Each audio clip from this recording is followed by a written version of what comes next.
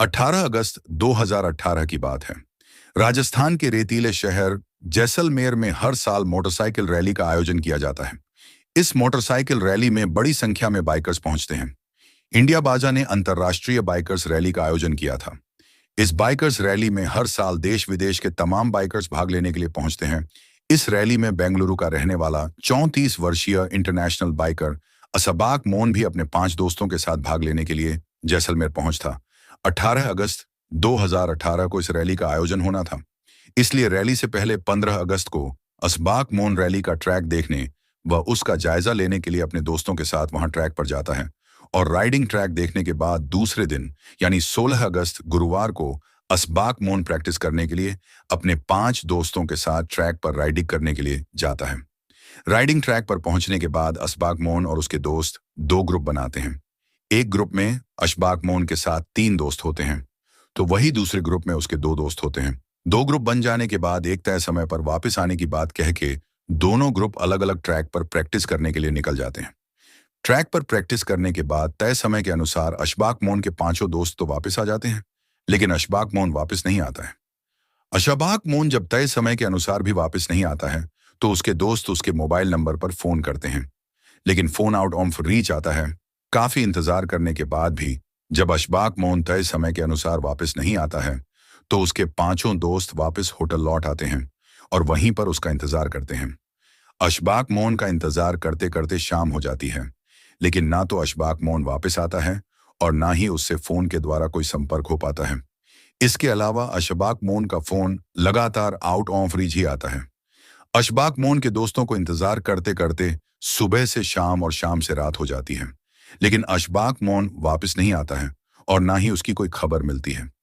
आखिरकार काफी इंतजार करने के बाद 17 अगस्त 2018 को अशबाक मोन के 5 दोस्त उसके गुम हो जाने की सूचना पुलिस को देते हैं।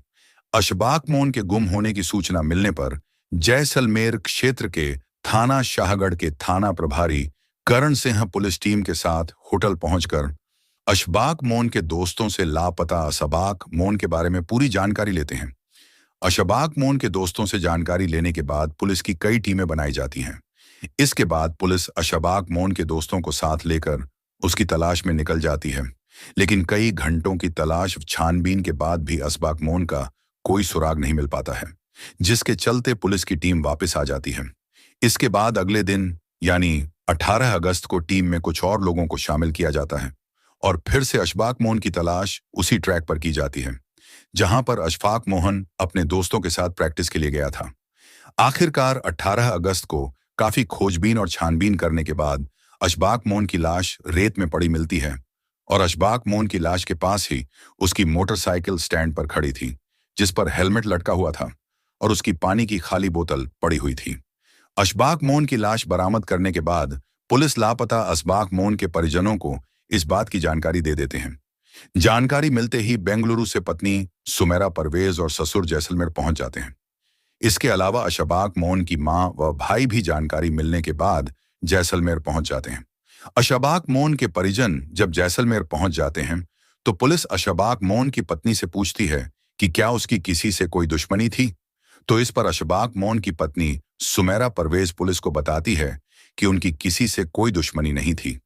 परिवार के द्वारा किसी से कोई दुश्मनी ना होने की बात सुनकर पुलिस अनुमान लगाती है कि रेतीले इलाके में अशबाक रास्ता भटक गया होगा और गर्मी, भूख और प्यास के चलते उसकी मौत हो गई होगी। पुलिस को अशबाक मोन का मोबाइल फोन भी मिल जाता है, लेकिन अशबाक मोन की लाश एक ऐसी जगह पर मिली थी जहां पर नेटवर्क नहीं था। जब अशबाक की लाश मिलने के बाद घर वाले किसी पर भी शक नहीं जताते हैं, तो पत्नी सुमेरा पुलिस को तहरीर देती है कि शायद वह रास्ता भटक गए होंगे और भूख प्यास के कारण उनकी मौत हो गई होगी, इसलिए अपने पति की मौत पर उसे किसी पर कोई शक नहीं है।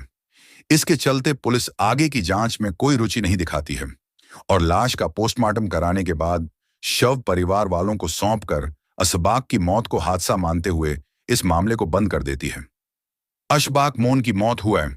अब 3 साल बीत जाते हैं और इस दौरान पुलिस की टीमें भी बदल जाती हैं। इसी दौरान साल 2021 में नए एएसपी अजय सिंह जी के सामने सालों से बंद पड़ी फाइलों को क्लोजर रिपोर्ट के लिए लाया जाता है। फाइलों पर साइन करने से पहले एएसपी साहब सभी फाइलों को बड़ी ही ध्यान से पढ़ने के बाद ही साइन करते हैं। इन फाइलों पर साइन करते समय ही एएसपी साहब की नजर 3 साल से बंद पड़ी अशबाक मोन की फाइल पर भी जाती है। एसपी साहब साइन करने से पहले अशबाक मोन की फाइल को भी बड़ी ही गौर से पढ़ते हैं और फाइल पढ़ते हुए एसपी साहब की नजर अशबाक मोन की पोस्टमार्टम रिपोर्ट पर जाती है, जिसे पढ़कर वह आश्चर्यचकित रह जाते हैं। असबाक के रास्ता भटकने और भूख प्यास से हुई मौत को उस समय जहां सामान्य माना गया था, लेकिन ऐसा था नहीं। अब इस मामले में नया मोड़ आ जाता है। एसपी साहब को फाइल में घटनास्थल का फोटो देखने के बाद संदेह हुआ। फोटो में असबाक जमीन पर गिरा पड़ा था। उसके पास ही उसकी बाइक खड़ी दिखाई दे रही थी, जिसके हैंडल पर हेलमेट टंगा था। लेकिन पोस्टमार्टम रिपोर्ट में मामला इसके उलट दिखाई दिया। रिपोर्ट में असबाक की मौत का कारण गर्दन की हड्डी टूटी होना बताया गया था। ऐसी हालत में उस व्यक्ति की तत्काल मौत हो जाती है या पैरालिसिस हो जाता है। यदि पहले चोट लगी होगी तो कोई भी व्यक्ति खड़ा नहीं हो सकता है। अब प्रश्न यह उठता है कि जब असबाक खड़ा ही नहीं हो सकता, तब उसकी बाइक स्टैंड पर किसने खड़ी की? साथ ही हेलमेट बाइक के हैंडल पर किसने टांगा? आशंका व्यक्त की गई कि असबाक के साथ कोई दूसरा व्यक्ति भी था। दूसरी बात, पोस्टमार्टम रिपोर्ट में मृतक के पेट में आधा पचा भोजन था। चिकित्सा विशेषज्ञों के अनुसार पेट में भोजन होने पर भूख से मौत नहीं हो सकती। एसपी अजय सिंह जी ने इसे सामान्य मौत नहीं मानते हुए एक सुनियोजित हत्या का मामला होने की आशंका व्यक्त की। इस संबंध में संबंधित थाना शाहगढ़ में मामला दर्ज किया गया। साथ ही डीएसपी भवानी सिंह को इस मामले की फिर से तफ्तीश करने का जिम्मा सौंप देते हैं। इसके बाद डीएसपी भवानी सिंह गहन जांच पड़ताल शुरू कर देते हैं। सबसे पहले उन्होंने मौका वारदात को फिर से देखने का निर्णय लिया। घटनास्थल राजस्थान के जैसलमेर जिले से 150 किलोमीटर दूर थाना शाहगढ़ के क्षेत्र में था। इस बीच उनकी टीम भी जांच कार्य में सहयोग के लिए जुट गई। घटनास्थल रेगिस्तान में था। जहां असबाक की लाश मिली थी, वहां रेत के टीलों के अलावा बाइक और जमीन पर ऐसी कोई चीज नहीं थी जिससे दुर्घटना जैसी कोई बात नजर आ रही हो। असबाक के शरीर पर किसी प्रकार का कोई जख्म भी नहीं था। जांच में यह बात भी सामने आई कि असबाक के लापता होने के बाद उसके तीनों दोस्तों ने उसकी तलाश भी नहीं की थी। डीएसपी भवानी सिंह के अनुसार प्रैक्टिस के लिए असबाक के साथ उसके 5 दोस्त गए थे। इनमें 2 विदेशी दोस्त आरोन और बेंजी के अलावा बेंगलुरु के संजय व विश्वास तथा केरल का साबिक शामिल था। इस संबंध में पुलिस ने मृतक के परिजनों से संपर्क किया। मृतक के भाई अरशद व माम सुबेदा ने जो जानकारी दी वह चौंकाने वाली थी। उन्होंने बताया पति पत्नी के संबंध अच्छे नहीं थे। कुछ साल पहले असबाक की पत्नी सुमेरा ने किराए के गुंडों से असबाक की पिटाई भी कराई थी। इस जानकारी के बाद पुलिस ने इस मामले में सुमेरा व असबाक के दोस्तों को अपने बयान दर्ज कराने के लिए नोटिस भेजती है। नोटिस के बावजूद सुमेरा व पति के दोस्त जैसलमेर नहीं पहुंचते हैं। जब नोटिस के बाद भी जब सुमेरा, परवेज व पति के दोस्त जैसलमेर नहीं पहुंचते हैं, तो पुलिस तीनों दोस्तों के साथ ही पत्नी सुमेरा के मोबाइल नंबरों की कॉल डिटेल्स निकलवाती है। इसके बाद जैसलमेर पुलिस बेंगलुरु जाती है और असबाक के दोस्त विश्वास व संजय को हिरासत में लेकर जैसलमेर लौट आती है और पूछताछ शुरू करती है। पूछताछ के दौरान जो कहानी सामने आती है वह बहुत ही दिलचस्प और हैरान कर देने वाली थी। दरअसल असबाक मोन मूल रूप से केरल के कुन्नूर जिले का रहने वाला था। वह बेंगलुरु में एक निजी कंपनी में काम करता था। असबाक बेंगलुरु के आरटी नगर में रहता था। बेंगलुरु से पहले वह दुबई में काम करता था। वह एक अंतर्राष्ट्रीय बाइक राइडर था। असबाक की अपनी पत्नी सुमेरा से नहीं बनती थी। सुमेरा का नीरज नाम के एक युवक से अफेयर चल रहा था। उसकी अपने प्रेमी से मोबाइल पर लंबी बातें होती थीं। सुमेरा अपने पति असबाक को पसंद नहीं करती थी। उसकी नजर करोड़पति बाइकर पति असबाक की दुबई और बेंगलुरु की प्रॉपर्टी पर थी। वह चाहती तो पति को तलाक दे सकती थी, लेकिन ऐसा करने पर उसके हाथ से प्रॉपर्टी निकल जाती। इसलिए शातिर पत्नी ने तलाक की जगह कत्ल को चुना। असबाक के दोस्त संजय व विश्वास भी बाइकर थे, जबकि अब्दुल साबिक वीडियोग्राफर था। सुमेरा ने इनके साथ षड्यंत्र रचकर असबाक की हत्या की योजना बनाई। इसके लिए उसने तीनों दोस्तों को असबाक की हत्या की सुपारी दी। असबाक की हत्या को बेंगलुरु से 2000 किलोमीटर दूर राजस्थान के जैसलमेर के सुनसान रेगिस्तान में अंजाम देने को चुना गया। योजनानुसार दोस्तों ने असबाक से जैसलमेर में आयोजित होने वाली इंडिया बाजा ऑफ रोड रैली में भाग लेने के लिए कहा। असबाक मोन इसके लिए राजी हो गया। जैसलमेर में असबाक को उसके दो विदेशी दोस्त भी मिल गए जो बाइक रैली में भाग लेने आए हुए थे। तीनों दोस्त असबाक को 16 अगस्त की सुबह साजिशन सुनसान रेगिस्तान इलाके में ले गए। पूर्व नियोजित षड्यंत्र के तहत तीनों ने राइडिंग के लिए 2 रूट ए और बी निर्धारित किए। योजनानुसार विदेशियों को ए रूट पर जाने को कहा गया, जबकि असबाक और उसके तीनों दोस्त बी रूट पर प्रैक्टिस के लिए निकले थे। ऐसा इसलिए किया गया था ताकि वे असबाक की हत्या आसानी से कर सकें।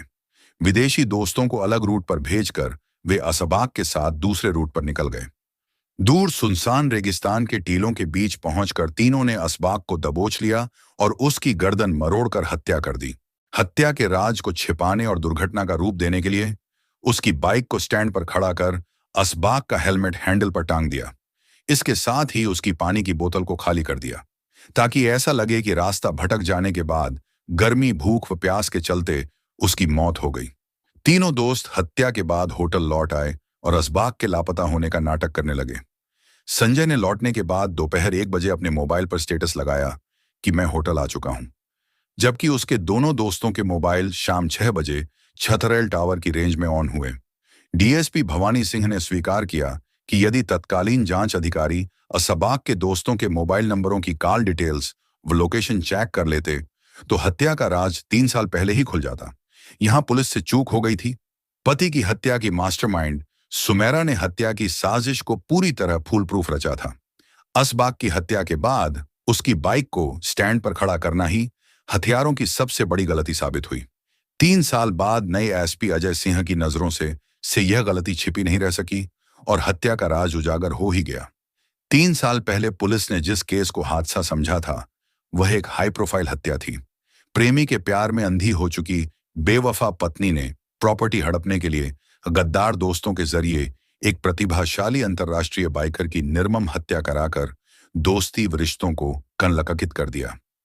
आखिरकार एक ईमानदार अधिकारी की वजह से अशबाक मोन की मौत के गुनहगार, जो 3 सालों से चैन की जिंदगी गुजार रहे थे, पकड़े ही जाते हैं।